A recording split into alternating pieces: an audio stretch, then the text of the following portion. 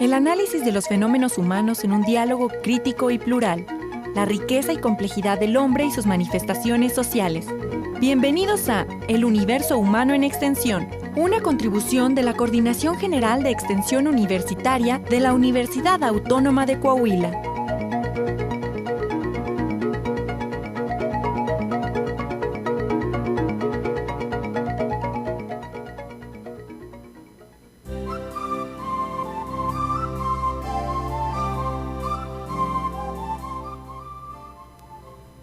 Hola, ¿qué tal? Muy buenas tardes. Bienvenidos a su programa, El Universo Humano en Extensión.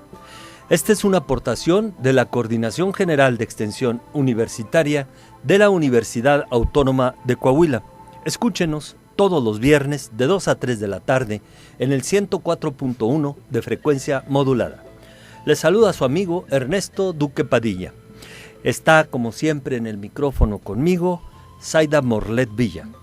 Buenas tardes, maestro, y buenas tardes a todo el auditorio que, como cada viernes, nos sintoniza por el 104.1 de Radio Universidad. Bueno, como ustedes saben, en este espacio comentamos temas de interés y actualidad en la cultura. Ofrecemos nuestra opinión desde el punto de vista de las ciencias sociales. Hoy vamos a estar hablando sobre una de las riquezas más grandes que tenemos los coahuilenses, y paradójicamente es el desierto.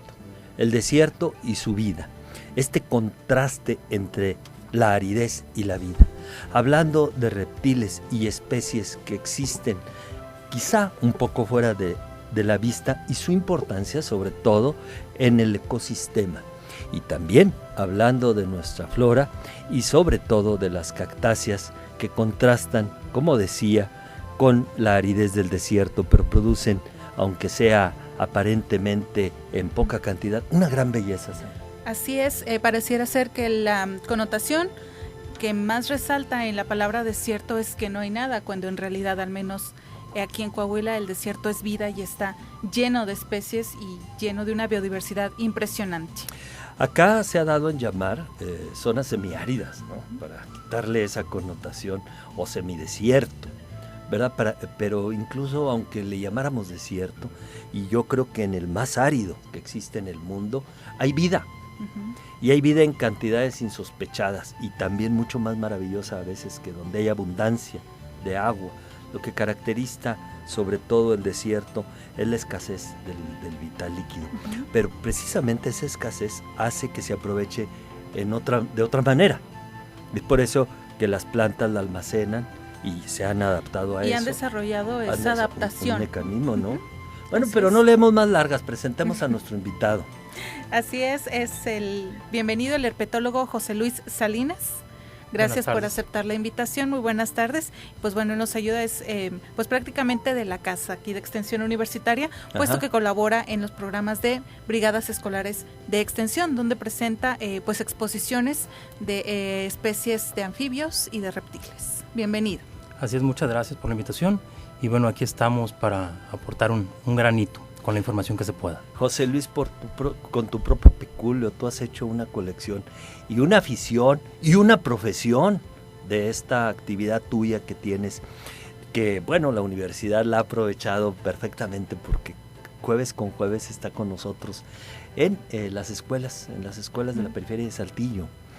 Y vean ustedes cómo se maravillan los niños pequeños de primaria de estos sectores vulnerables, cuando ven así cerca de ellos y pueden tocar un reptil, una víbora, ¿verdad? Que muchas veces nos produce gran temor.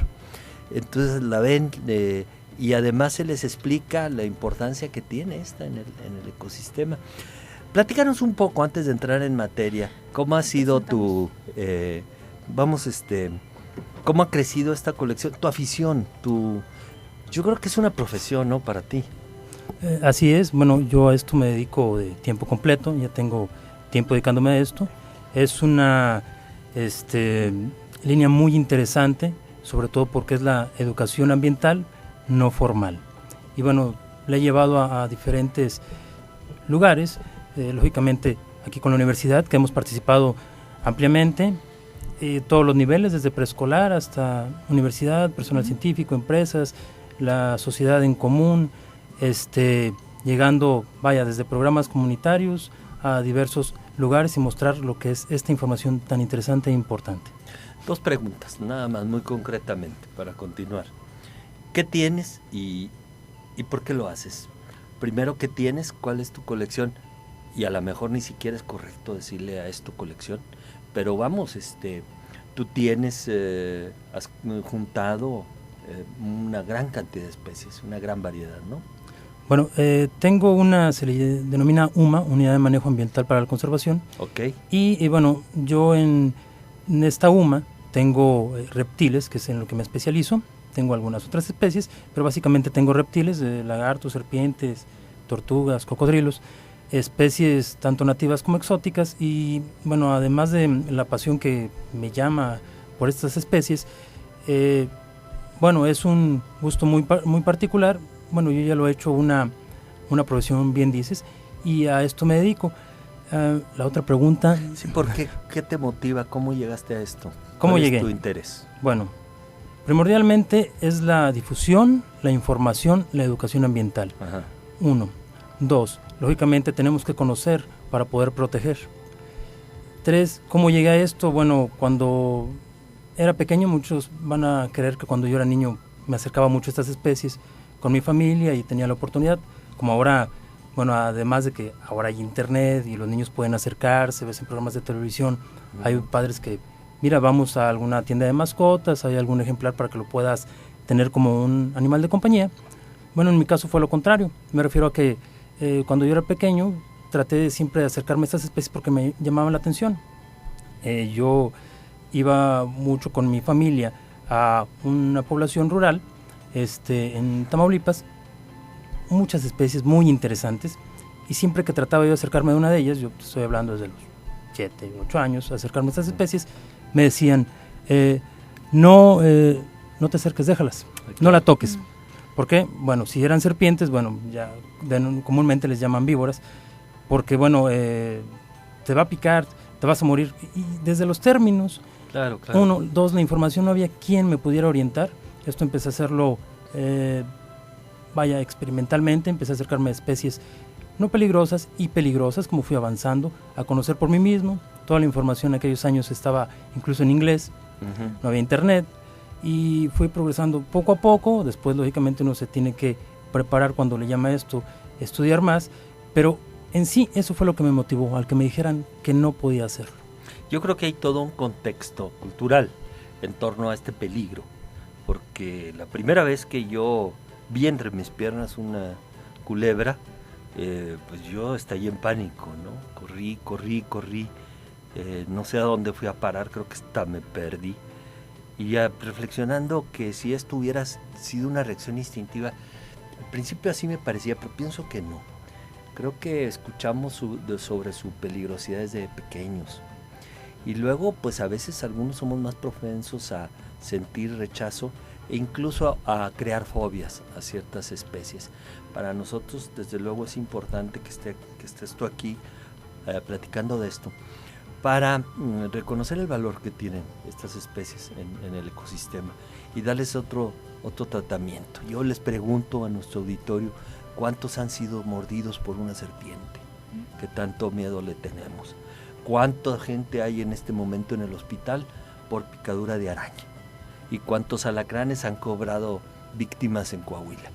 Quizás los casos sean mucho inferiores a los niños que se han ahogado por descuido de sus padres. Entonces, bueno, pues hay que poner las cosas en su lugar, ¿no? Y especies que, bueno, es que todo esto es una cuestión de mala información, principalmente de los padres, de los adultos, hacia los pequeños.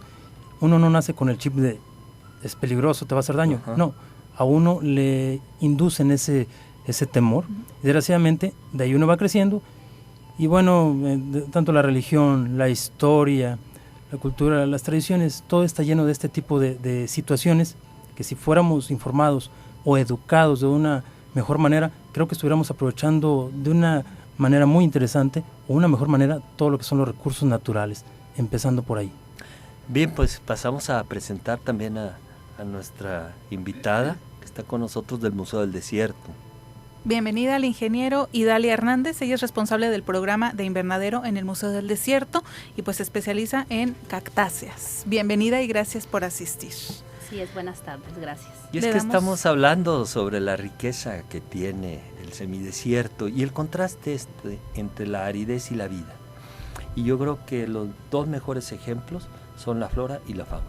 Y hablamos de reptiles y hablamos de cactáceas. Les recuerdo la línea de comunicación 482-6995. Estamos en Facebook, tenemos canal de YouTube, lo invitamos a visitar la página ernestoduque.com, donde encontrará este y todos nuestros programas anteriores, además de que ya tenemos Twitter, @eluniversoext. Y muchas gracias por los mensajes que ya se dejan llegar a través de las redes sociales. Le envío un saludo muy afectuoso a mi hermano Diego Morlet, le mando un saludo también, licenciado Ernesto Duque, que nos está sintonizando desde las instalaciones de la Facultad de Medicina, donde está estudiando.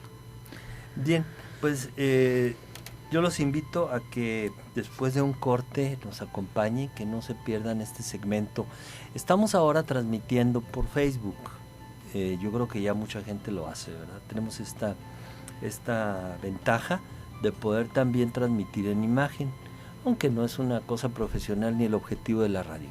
Pero en esta ocasión nos va a ser muy útil porque, como les decía, después del corte vamos a exhibir algunas especies. José Luis, ¿trajiste algunas especies? Claro que sí. Para poderlas mostrar. Posteriormente, después del corte institucional de la media, estaremos hablando también de lo que son las cactáceas. Me encontré este librito que probablemente lo conoce, me lo regaló Salvador Hernández Vélez, nuestro secretario general, que es la guía de cactáceas del estado de Coahuila. Yo estoy sorprendido, créanme, de ver la cantidad de especies que hay. Y buscando en la literatura saber que hay más de 1,400 especies diferentes, nosotros pensamos que todos son nopales y biznagas, pero pues por ahí nos estarás aclarando todas estas cuestiones. Claro que sí. Entonces, si les parece, vamos a un corte, Zaida. A un corte musical, como siempre en el Universo Humano en Extensión, escuchamos lo mejor del bolero. Les presentamos la canción Camino Verde con José Feliciano. Regresa. Estás escuchando El Universo Humano en Extensión. Continuamos.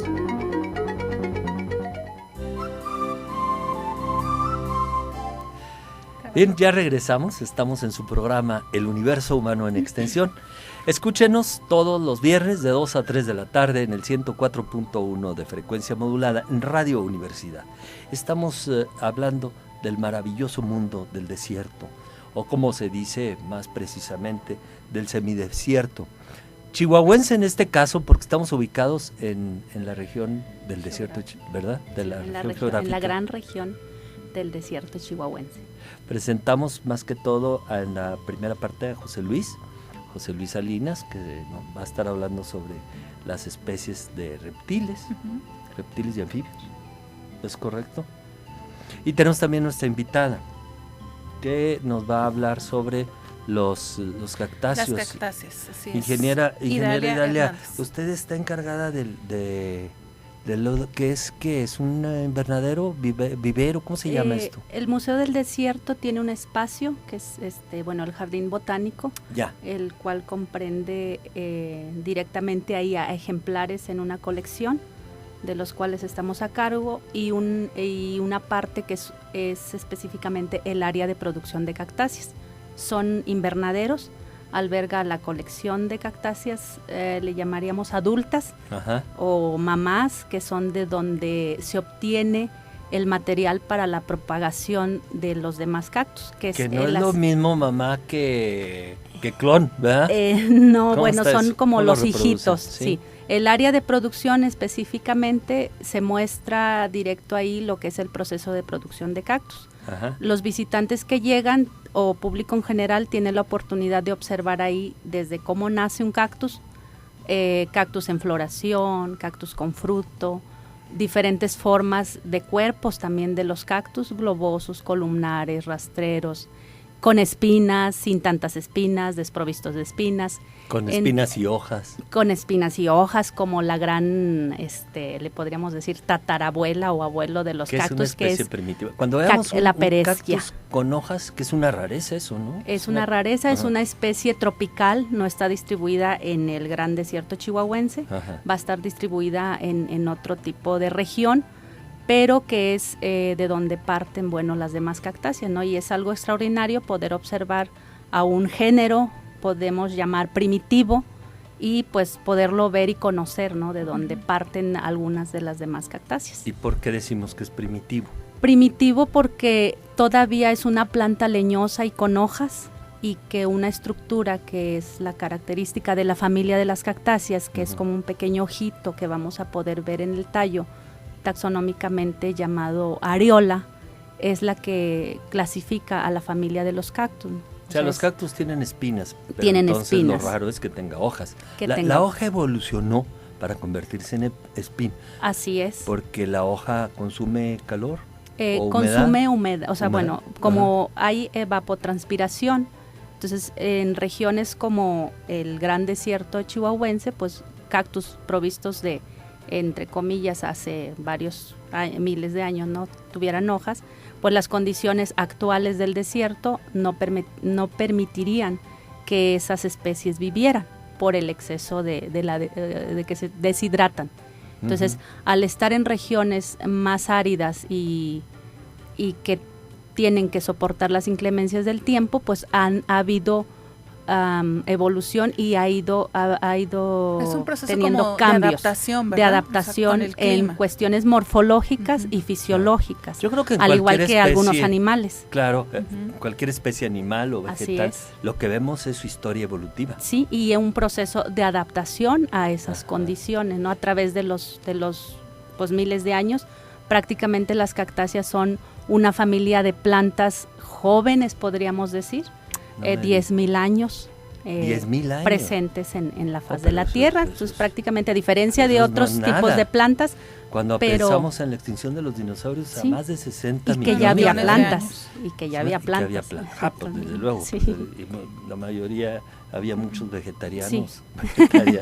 Entonces, pues bueno, las cactáceas como familia son pues una familia de plantas pues jóvenes.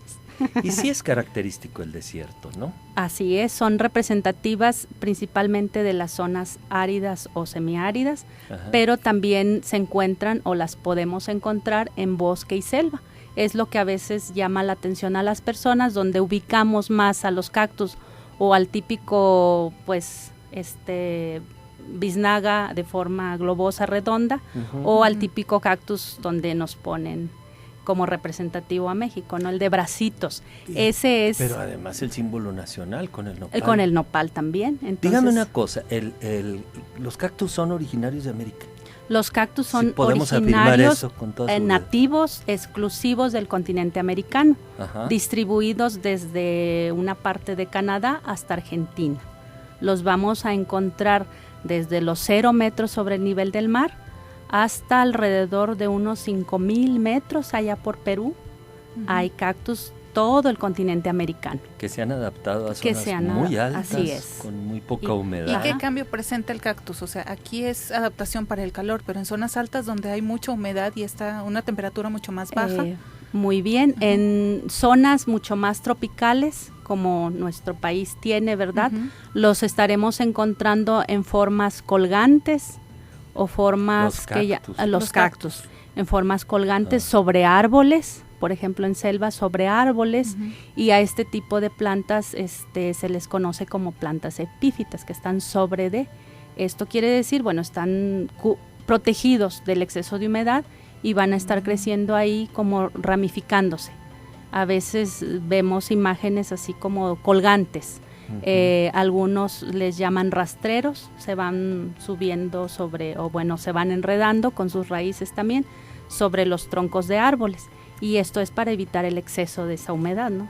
Ahí les va una pregunta difícil para los dos. ¿Qué relación tienen, si es que la hay, o cómo conviven reptiles, anfibios, con las especies del desierto, con las especies vegetales, con los cactus? Bueno, esto es relativo, dependiendo de la especie. Algunas se sirven o se ayudan de los cactus, o por decir vamos a hablar en específico de los cactus.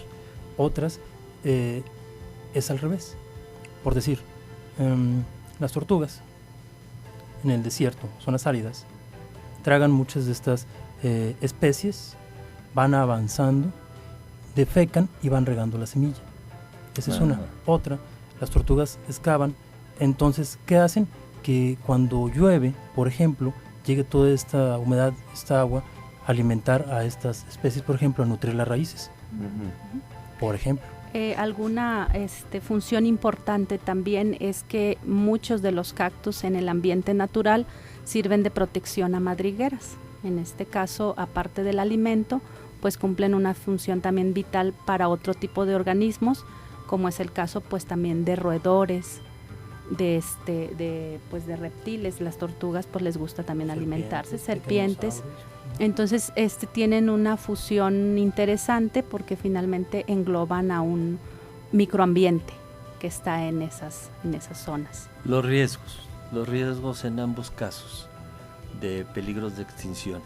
Sabemos que están protegidas algunas especies y debemos también tener precaución de qué es lo que podemos o no colectar o cómo lo debemos de hacer, dónde si nos gustan las podemos adquirir, porque nadie nos niega tener una planta en casa, pero bueno, advertir sobre el peligro que hay pues de que una especie desaparezca y con ella su función y amenazar el ecosistema. Así es, bueno, la familia de las cactáceas entra en la norma oficial mexicana, que es la 059, y no se pueden colectar de campo. Hay una norma, bueno, que establece, ¿verdad?, las condiciones para este tipo de plantas, y bueno, es un delito extraerlas de su medio ambiente natural.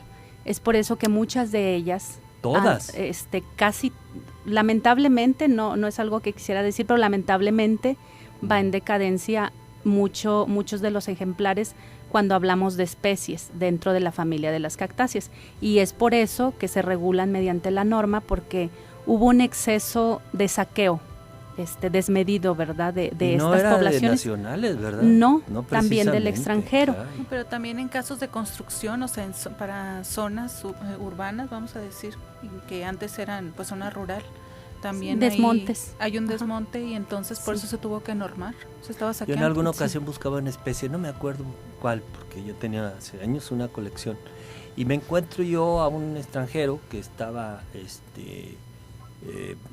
por ahí comprándose, no sé si las especies o las semillas, y me dice, no se preocupe, yo le consigo lo que sea, y se lo mando, le mando semilla, le mando la planta, y me da una dirección en Estados Unidos y me deja su tarjeta. Y él tenía los invernaderos donde hacía la reproducción, o sea, lo tenía como un negocio.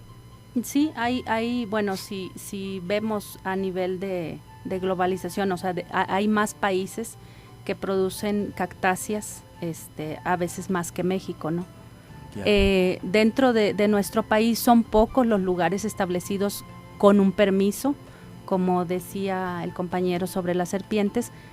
Los cactus también están regulados, hay una norma y también se requiere un permiso para la propagación y para la comercialización.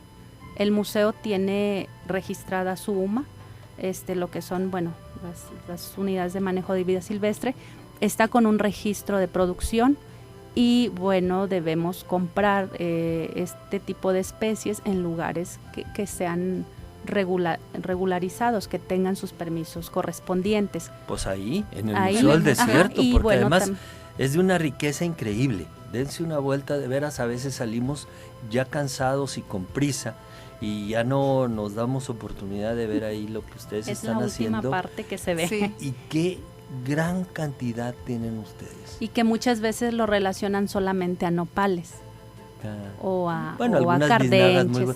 Esta biznaga que representa el Museo del Desierto, no sé cómo se llama, pero tiene que ver con la palabra oro. Creo que esa ya no se da en condiciones naturales, ¿verdad? La que representa el Museo del Desierto es una especie, su nombre científico es Echinocactus plateacanthus, conocida, como dicen, subalias biznaga burra o biznaga citronera.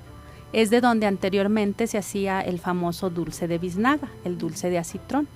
Entonces se regularizó también la producción de esa biznaga, la famosa biznaguita burra. Encontrar el dulce de biznaga. Sí, porque ya está prohibido. Importante que es para los chiles en nogada, que no saben igual sin eso, ¿eh? Sí, está regularizado ya porque justo para la obtención del del dulce, tenían que sacrificarse pues biznagas de un considerable número de años. No, pero es que además las biznagas adultas que uno ve en el desierto tan bonitas pueden tener más de 100 años. Así es. Y uno con una facilidad las tumba.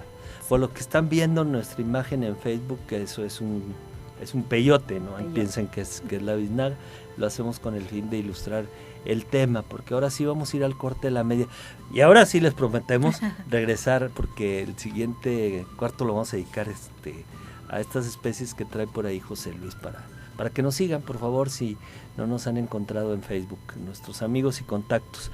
Un saludo para Jaime Sánchez, que nos está escuchando en el Museo del Desierto. Museo del Desierto, y a todo el personal que amablemente pues nos contacta con los especialistas en el tema. Vamos a nuestro corte institucional de la media. Ya la temperatura aquí en la cabina está subiendo pues para preparar el ambiente, ¿verdad?, para nuestras especies, pero regresando del corte pues las veremos. Continuamos.